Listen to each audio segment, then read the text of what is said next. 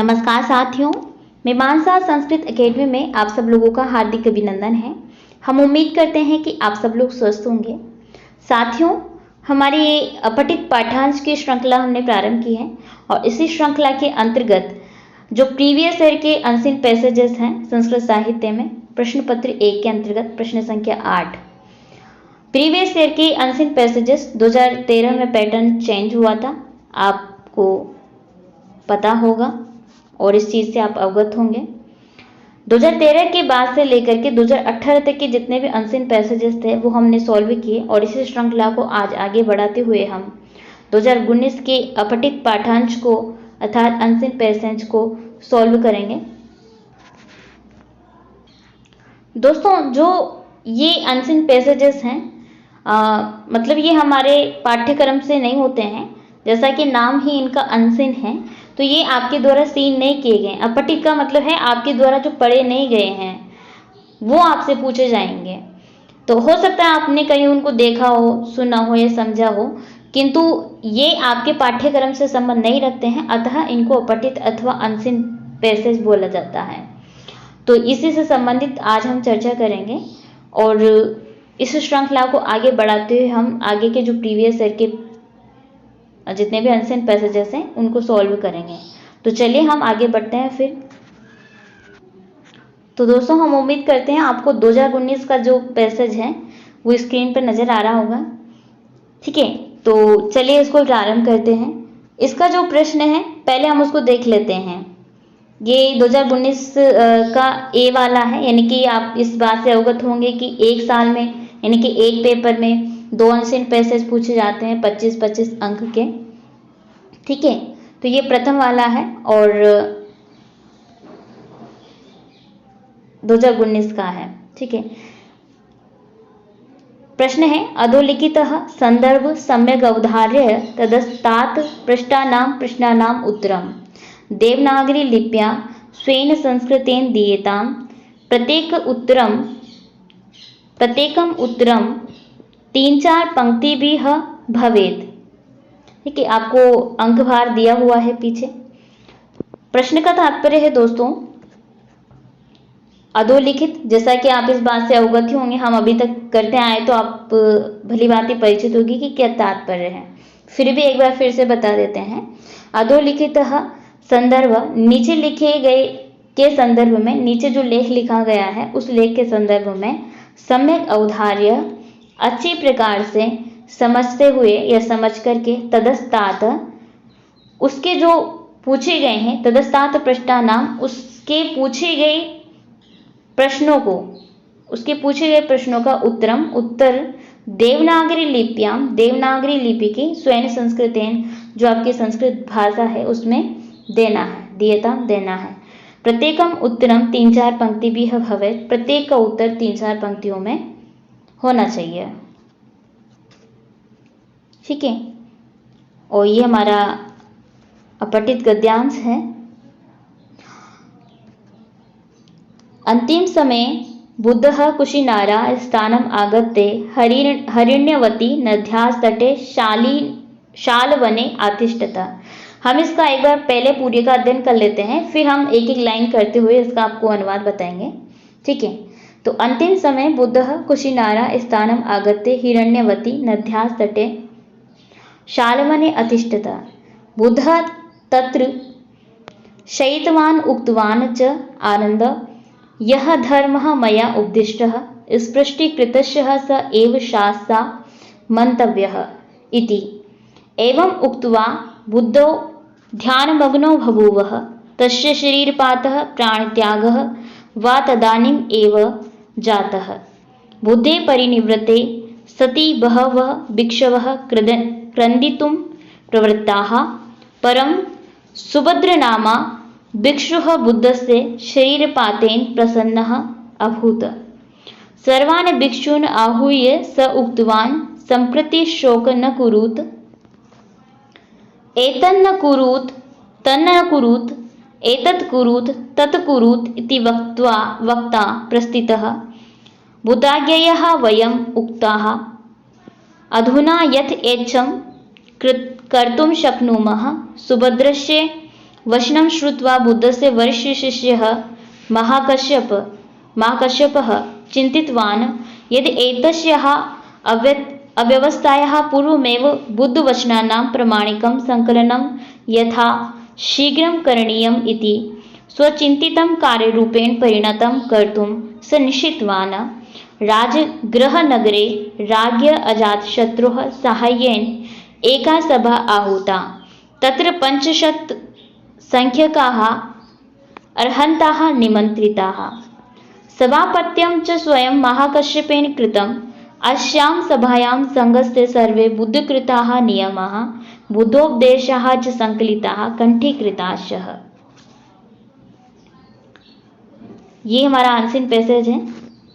हम एक एक लाइन करते हुए इसको समझने का प्रयास करेंगे, फिर इसके जो प्रश्न पूछे गए हैं उनको भी हल करने का प्रयास करेंगे। ठीक है, तो हमारी प्रथम पंक्ति है, अंतिम समय बुद्धः कुशिनारा स्थानम आगत्य हिरण्यवती नद्याः तटे शाल्वने अतिष्ठितः। अंतिम समय में बुद्ध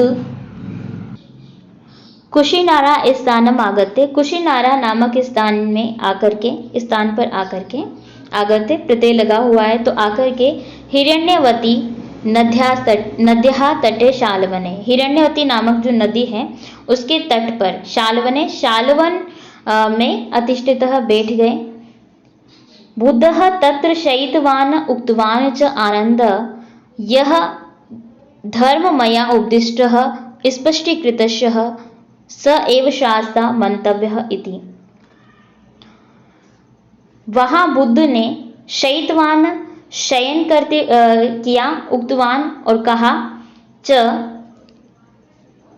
आनंदः हे आनंद, यह धर्म मया उपदिष्टः जो धर्म मेरे द्वारा उपदिष्ट किए गए हैं उनको स्पष्टीकृताश स्पष्ट करते हुए स एव शास्ता, उन्हीं को शास्त्र जो प्रामाणिक रूप से है माने गए हैं, मंतव्य माने गए हैं, इति ऐसा।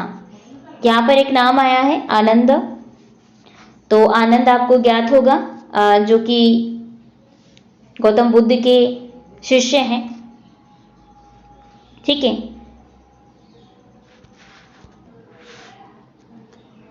एवं उक्त्वा बुद्धो ध्यान मग्नो भभूव, ऐसा कह करके बुद्ध जो है ध्यान मग्न हो गए। तो आप प्रत्यय है तो हो करके, ऐसा कह करके, उक्त्वा ऐसा कह करके बुद्ध ध्यान मग्न हो गए हैं। तस्य शरीर पातः प्राण त्यागः व तदानीम एव जातः, उसके जो शरीर पात है यानी बुद्ध का जो शरीर पात है वो ध्यान मग्न अवस्था में ही उनका क्या हो जाता है, शरीर का पात हो जाता है, यानी कि वो प्राण त्याग देते हैं। व तदानीम एव जाता, अथवा चले जाते हैं, वहीं उसी अवस्था में वो चले जाते हैं। आगे कहते हैं, बुद्धे परिनिवृत्ते सति बहवः भिक्षवः क्रन्दितुं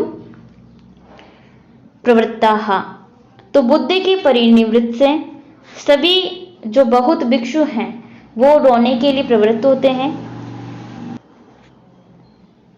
यानी कि उनके जितने भी भिक्षु हैं उनके शिष्य वो सभी रोने के लिए प्रवृत्त होते हैं, रोने के लिए, क्योंकि उनका क्या हो गया है, शरीर पात हो गया, प्राण त्याग हो गया है। इस प्रकार से आगे है, परम सुभद्र नामा भिक्षु बुद्धस्य शरीर पातेन प्रसन्न अभूत, परंतु सुभद्र नामा जो भिक्षु है, सुभद्र नाम का एक भिक्षु है, वो बुद्ध के शरीर पात से प्रसन्न होता है, मतलब कि रो नहीं रहा है, अपितु वो प्रसन्न हो रहा है।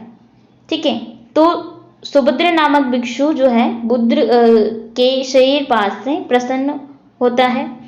सर्वान् भिक्षुन् आहूय स उक्तवान् सम्प्रति शोकम न कुरुत, सभी भिक्षुओं को द्वितीय भक्ति एक वचन है, बहुवचन है, तो सभी भिक्षुओं को आहूय बुला करके, स का तात्पर्य है कौन, सुभद्र नामा भिक्षु जो है सभी भिक्षुओं को आहूय बुला करके उक्तवान कहता है, संप्रति शोकम न कुरुत, आज जो है हमें शोक नहीं करना चाहिए, या शोक नहीं करना चाहिए कि क्यों, क्योंकि यहाँ पर आगे बता रहे हैं, एतन्न कुरुत तन्न कुरुत एतत् कुरुत तत् कुरुत इति वक्ता प्रस्थितः। यानी कि जो बुद्ध थे वो आपको जब वो थे उस वक्त जो वो कहते थे बिल्कुल वैसा ही करना होता था, यानी कि उन्हीं के अनुसार चलना होता था। तो वो कहते थे कि एतन्न कुरुत ये करो, तन्न कुरुत वो मत करो, एतत् कुरुत वो करो, तत् कुरुत वो मत करो, तत् कुरुत वो करो इति वक्तः प्रस्थितः, ऐसा कहा करते थे। ठीक है, अब वो चले गए तो अब नहीं कहेंगे, कहने का तात्पर्य यह है। इसीलिए वो सुभद्र नामा जो भिक्षुक है प्रसन्न हो रहा है। आगे कहते हैं, बुद्धाज्ञया वयम मुक्ताः, कहते हैं कि बुद्ध की आज्ञा से अब हम क्या हो गए हैं, मुक्त हो गए हैं। अतः अधुना यथ इच्छम कर्तुम शक्नुमः, अतः अब जो है हम अपनी इच्छा कर सकते हैं, इच्छानुसार कार्य को कर सकते हैं। कर्तुम, ठीक है, शक्नुम का तात्पर्य है कर सकते हैं।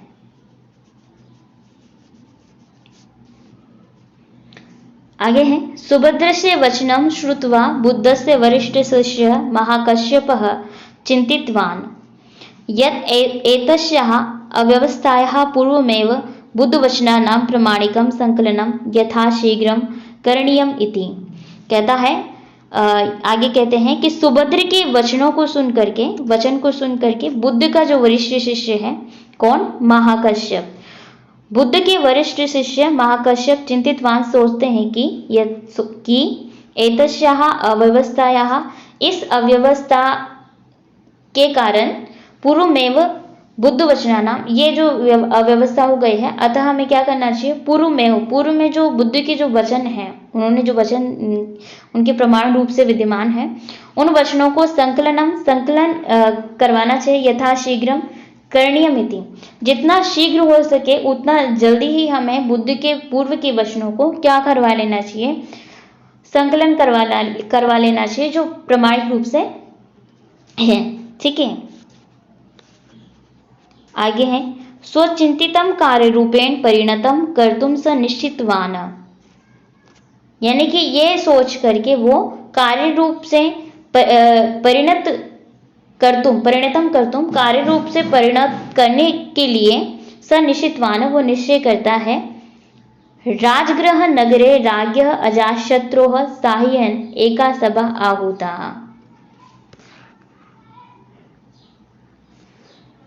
राजगृह नगर में राजा अजातशत्रु के सहायता से एक सभा आहूता अर्थात बुलाई जाती है।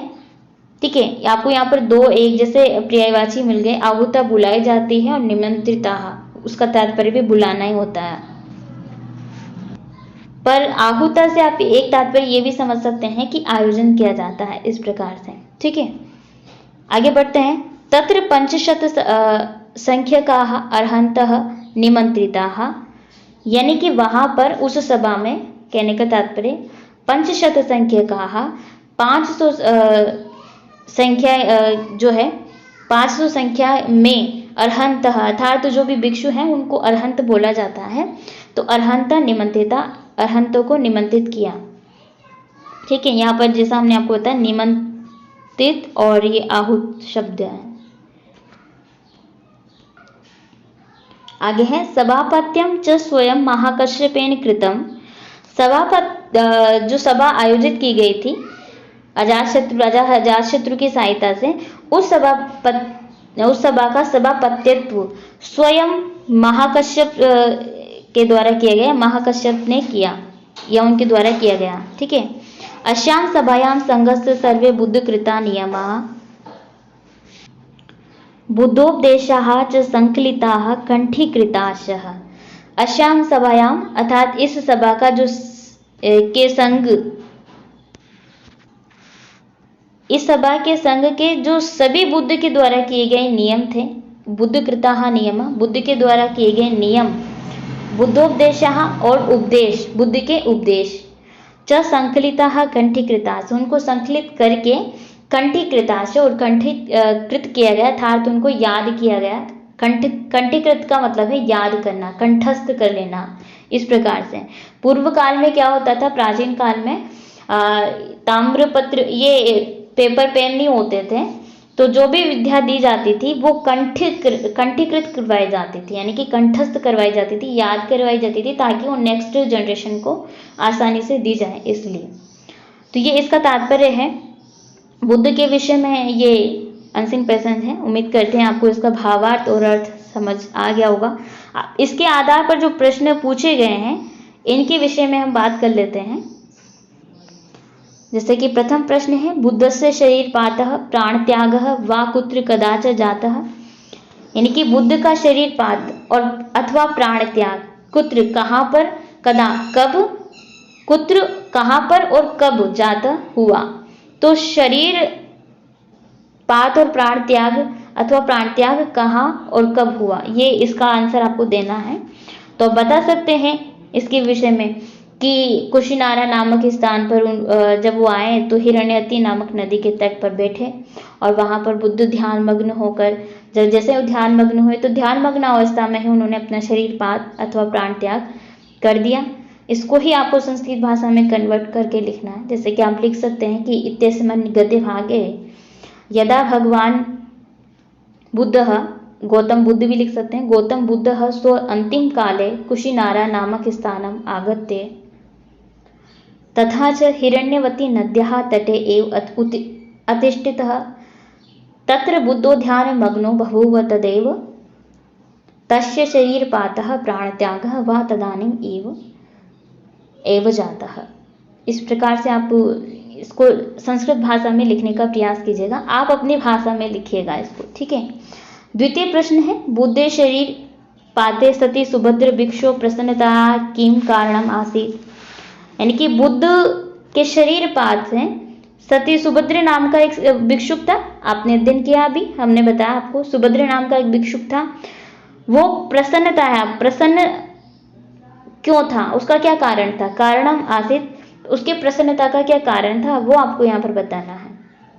अब चूंकि उसने सभी भिक्षुओं को बुला करके क्या कहा था, उसने कहा था कि अब हम बुद्ध की आज्ञा से मुक्त हो गए हैं, अतः हमें प्रसन्न होना चाहिए, ठीक है। और इस प्रकार से उन्होंने कहा था कि जो भी उनकी आज्ञा अनुसार जो भी करना होता था कि ये करो वो मत करो, ये करो वो करो, इस प्रकार से वो उस आज्ञा से, इस प्रकार के कार्य से मुक्त हो गए हैं, इसलिए वो प्रसन्न था।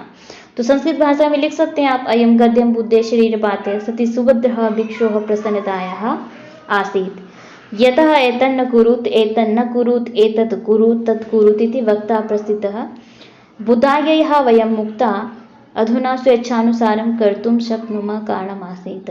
ये आप लिखिएगा अपनी भाषा में। जब आप लिखेंगे तो आपका अनुभव भी बढ़ेगा और दूसरी चीज ये है कि आपका अभ्यास भी होता जाएगा, ठीक है। तीसरा प्रश्न है, केन राज्ञः सायन सभा आहूता किम प्रयोजनम आसीत् सभायाः, किस राजा की सहायता से सभा आहूत की गई थी और इसका क्या प्रयोजन था, सभा का क्या प्रयोजन था।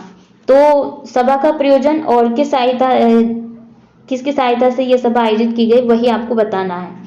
तो राजा अजातशत्रु की सहायता से सभा आयोजित की गई थी, ठीक है। और प्रयोजन क्या था, उनको जो भी बुद्ध के उपदेश हैं, नियम हैं, उनको संकलित करवा के कंठस्थ करवा देना, यही इसका प्रमुख प्रयोजन था। तो आप लिख सकते हैं कैसे, मन गद्य भाग्य राजगृह नामक नगरे एकः राज्ञ अजातशत्रुः सायं एका सभा होता तत्र 500 संख्यकाः अर्हन्त निमन्त्रिताः अस्यां सभायां संघस्थ सर्वे बुद्धस्य कृत्याः नियमाः बुद्धस्य उपदेशाः च संकलिताः खण्डीकृताश्च सभायां प्रयोजनम् आसीत्।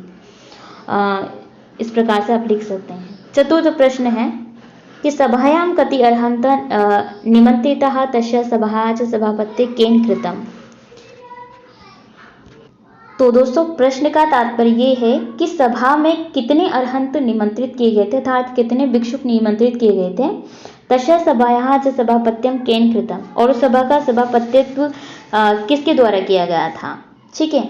तो आपको ज्ञात है कि किसके द्वारा किए गए थे और कितने इसमें अर्हंत बुलाए गए थे। जैसे कि बुद्ध की आप लिख सकते हैं कि बुद्ध के नियम और उपदेशों को संकलन करने हेतु सभा में 500 अर्हंतों को बुलाया गया था, निमंत्रित किया गया था।